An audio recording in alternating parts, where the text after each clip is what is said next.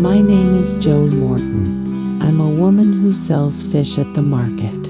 The smell of fish is always on me. It's clung to my body for decades. Though I've grown used to it, strangely enough, it still torments my nose every day. Like a daily reminder that I survive on a trade many people see as lowly and dirty. Customers often want the freshest catch. They ask me to kill the fish while it's still breathing, still thrashing. But who knows? When the fish rides in my hands, when its blood splashes across my apron, it's me, the one holding the knife, who sometimes swallows a lump in her throat.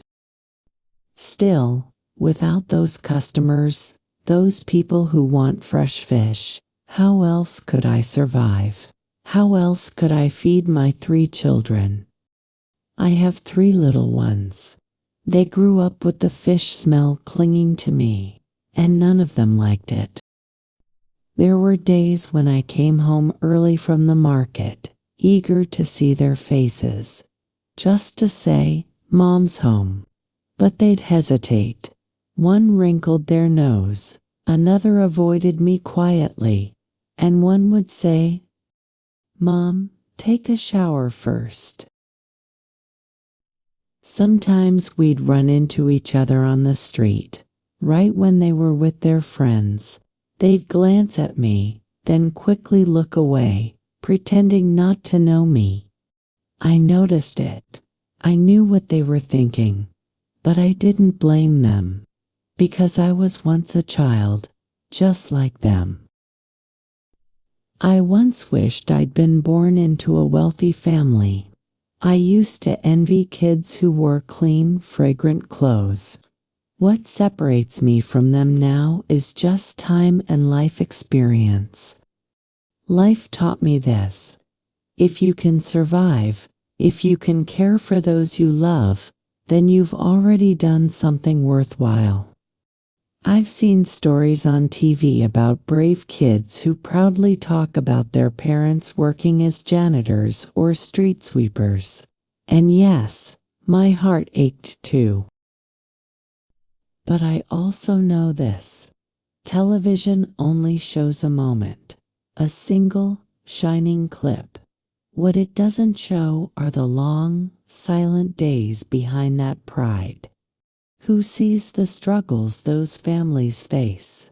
Who knows if those same brave kids ever felt embarrassed or left out? I don't expect my children to be like anyone else. I just want them to live meaningful lives and let time teach them what truly matters. 3 kids, 3 different paths. One grew up to work in an office, far away from the smelly, noisy market, and never looked back. Another chose the same life as me, selling fish, living simply and honestly. The third has a different job, but helps me whenever he has free time. They didn't choose my exact path, but they don't deny me either. Each path has its own reasons and its own worth. I don't feel sad, I feel proud that each of my children is living the life they chose for themselves. I can't hate my work. No matter how smelly, dirty, or exhausting it is, this job has fed me, raised my children, and kept my family alive. Every fish I cut open is a death that buys us life. I'm grateful for even the smallest things, even if it's just a basin of smelly fish, or that fleeting, hesitant glance from a child when our eyes meet in the middle of a crowded market. That fleeting, hesitant glance